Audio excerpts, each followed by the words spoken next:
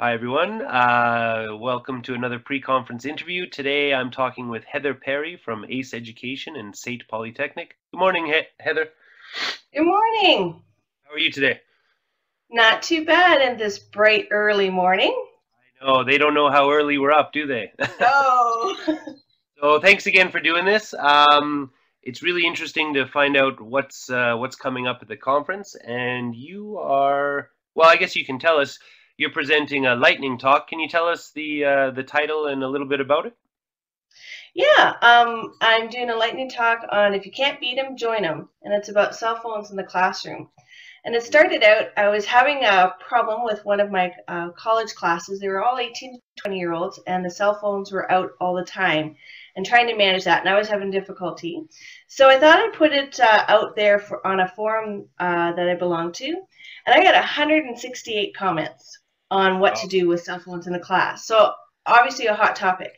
And they range from tar and feather them because they shouldn't have them to there's nothing you can do. So I thought, well, there's got to be some way of being able to incorporate this mobile device in the classroom. So that's kind of what we'll be talking about. So my emphasis really isn't on apps that you can use, but more what can you do with the phone in the classroom. That sounds interesting. Yeah. So, um, you're going to give a few examples from your own classroom and maybe some of the ideas that came up in the postings. Yeah, for example, we often struggle if you're doing a writing class, like what do you write about? Well, most people have Facebook pictures or they have Instagram, and if pictures are worth 1,000 words, there you go. You've got lots of ideas that you can use for writing. Right. Sounds good. I agree. Can't beat them, join them for sure. And in addition to your lightning talk, you're also co-presenting with Diane Tiers and Sherry Rhodes, I believe, right? Yeah, we're doing tips to be an online, successful online teacher. Um, As you know, Sherry's great at technology, so she's going to be able to share some of the technological aspects of online teaching. And Diane and I participated in a project where we were doing some online teaching with students in Kuwait and Dubai. So just some of our experiences, what kinds of things to expect when you're setting up an online platform, as well as some of the pitfalls, the difficulties that you might have with time zone changes, for example, or software or hardware that doesn't work, and just how do you do a fully online class with these students. Right. Sounds interesting. I know even, a simple interview over Adobe Connect sometimes can cause, there's connectivity issues, there's hardware, there's software, there's all that. Yeah. Yeah, Time zones too. Yeah. So there are yeah. lots of things to consider for sure.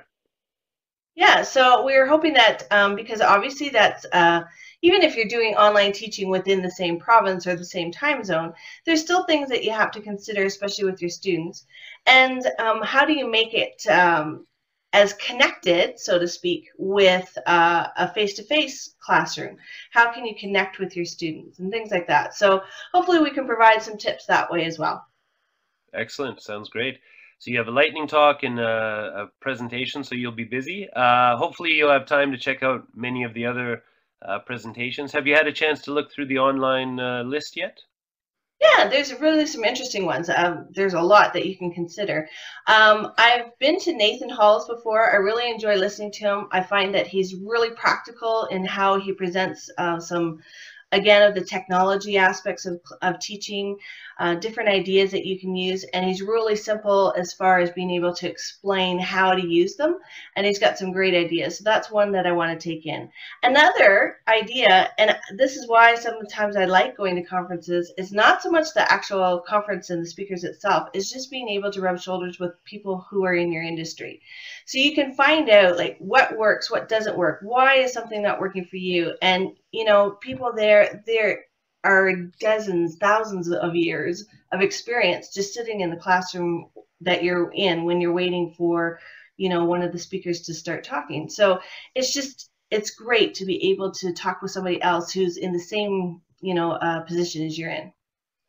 That's right. And what a lovely venue to rub shoulders at. Oh, no kidding. That's great. All right, Heather. Well, thanks so much for taking the time again to chat with us today, and we'll Okay. see you in Lake Louise. All right, we'll see you there. Thanks. Bye-bye now. All right, thanks.